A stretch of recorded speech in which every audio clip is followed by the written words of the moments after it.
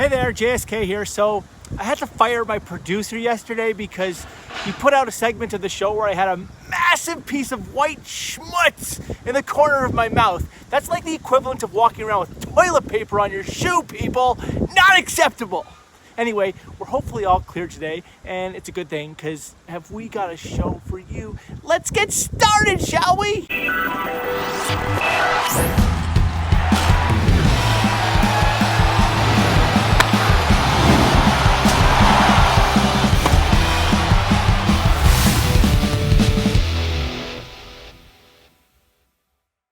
So we're coming off a scratch Monday performance. We were super psyched about hitting Towson. We thought our analysis there was super sound and we loved that it came through. Unfortunately, we gave it back after the Citadel missed a free throw in the final seconds of the game that would have given us the backdoor cover there and a 2-0 Monday performance. But even with that Citadel loss, we aren't crushed. They still made it a game and really should have covered. We'll be happy to take the Citadel again and didn't feel like it was anything more than c'est la vie and you can't win them all. Anyway, have we got a play for you tonight? This one is super sexy, people. Now, we'll get to that Tuesday pick in just a moment, but a couple of things before we do. First off, we want to talk betting tips. You see, what really kills a sports bettor is that play that you just like but don't love. And there's always a play that you just like and don't love. When those don't come in, you kill yourself because you say, why did I take that shit? I didn't love it. And that ends up putting you on tilt, leading to a path of despair and insolvency. So we say, just take the ones you love, enjoy the process and let them fly. The net result of this philosophy should be profitable over time, and it's certainly a lot more fun. You're not going to hit them all, but at least when the ones you love don't work out, you'll have no regrets. Good things tend to happen when you try to live life with no regrets. Of course, this all assumes that you're not a mush, because if you're a mush, you have no chance. Which takes us to our Bad Beats Corner segment of the day. In truth, it's your fault for taking Baylor minus the 9. Why, you ask? We did our research, you say. This was a lock, you say. Baylor is the best team in the country against the spread and should have easily covered this one, you say. No! You see, if you had done your research correctly, you would have looked up and down the Kansas roster and known that this man was sitting on it. You would have seen this guy's mug and known immediately that his life's purpose was to fuck you over and cover that spread in impossible, rip-your-heart-out fashion. Meet Chris Tehan, way back up bench-warming guard for the Kansas Jayhawks. All we see when we look at this photo is, I'm going to take a meaningless near half-court shot at the buzzer when we're down 11 and bank it in off the backboard to backdoor cover against Baylor in your asshole. So don't go telling us you have bad luck and why me. You are a mush because you don't know how to do your research. We don't even need to reenact what happened last night.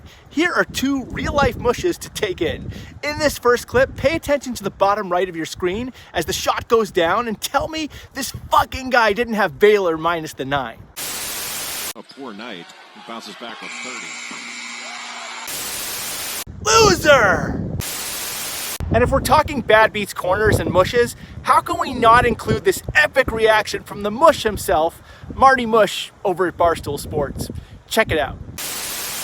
What?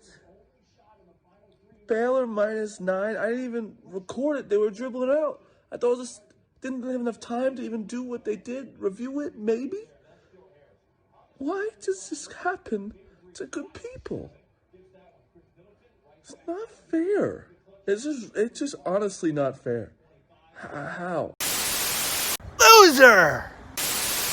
Our feature game of the night is the primetime college hoops matchup in the SEC Conference, where the visiting Alabama Crimson Tide take on the host 10-2 LSU Tigers.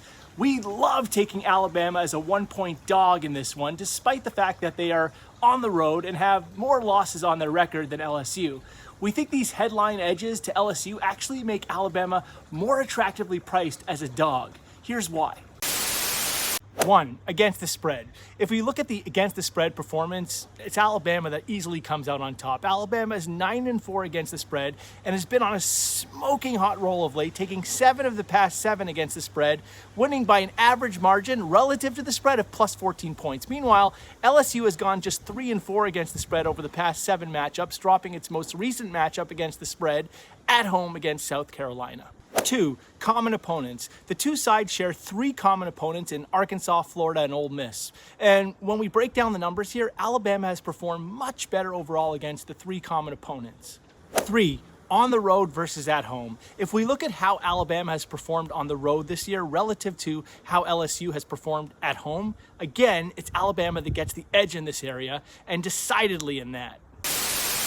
And so there you have it, folks. Everything where it counts is pointing to Alabama, with the numbers even suggesting this shouldn't be as much of a dogfight as the market is pricing. This has us all over Alabama +1 on the road at LSU. That's all for today's show. Godspeed and good luck.